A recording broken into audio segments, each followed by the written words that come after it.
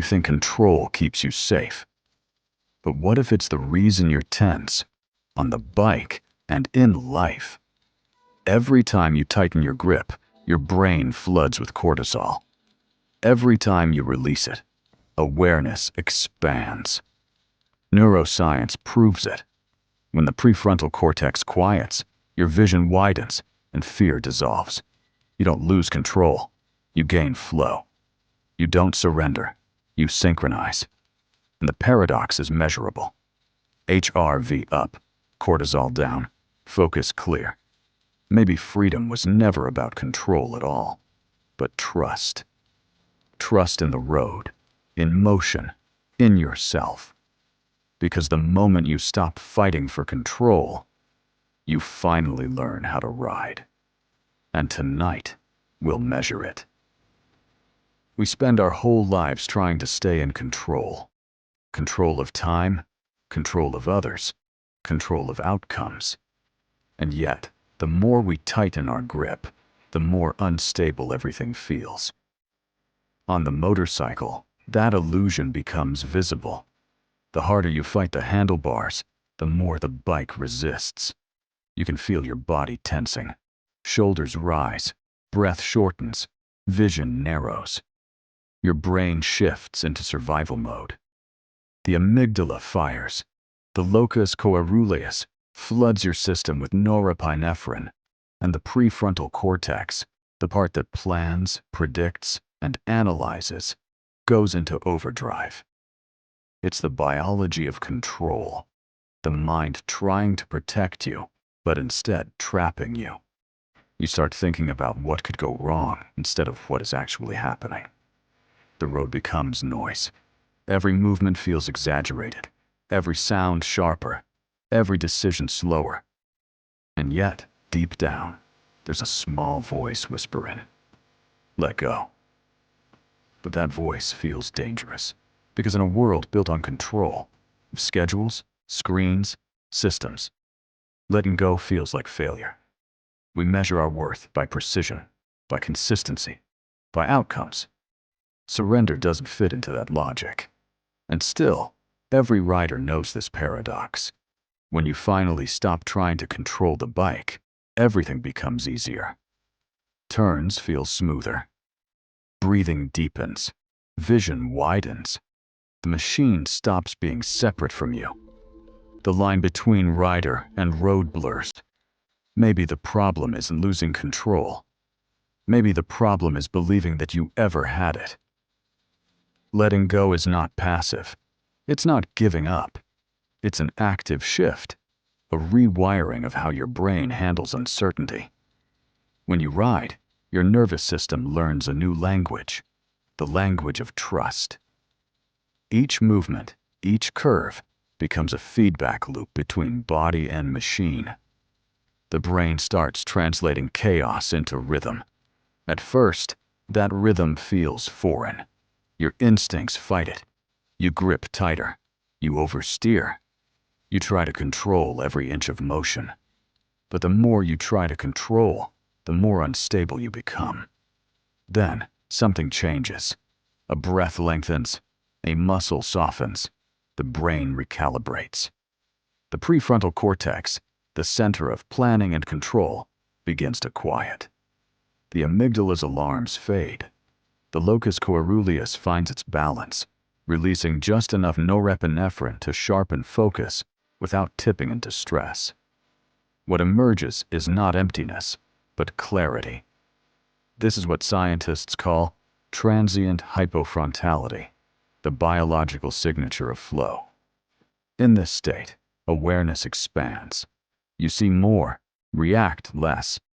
The body handles precision automatically. The mind observes rather than commands.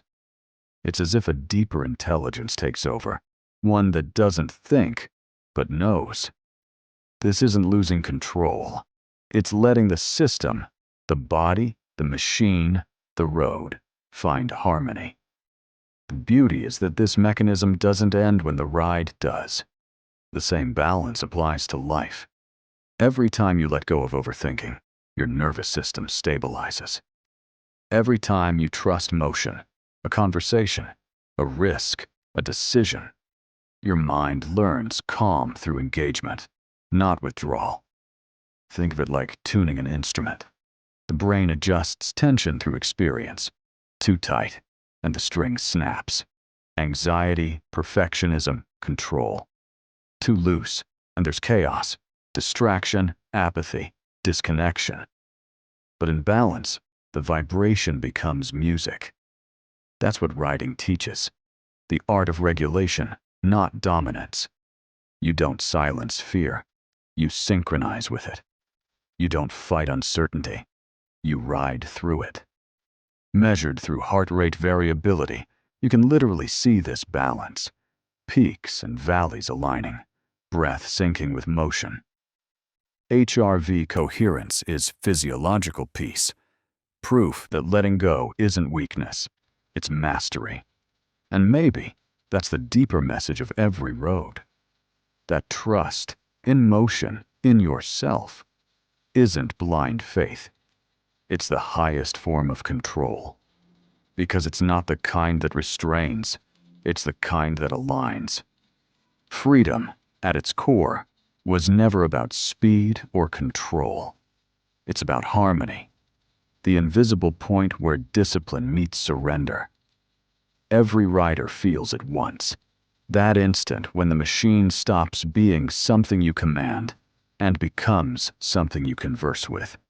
The mind no longer dictates, it listens.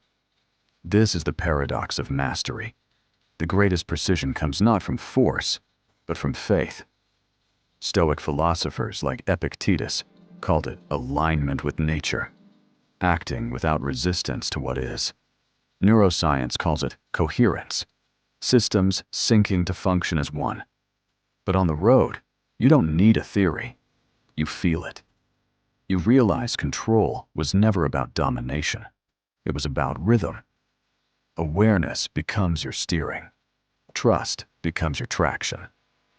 And in that alignment, something subtle shifts. The road stops being a destination and turns into a dialogue. Each corner becomes a question, each breath an answer. We spend our lives trying to master the external, careers, outcomes, perceptions. But perhaps the real art is mastering the internal, the balance between attention and surrender.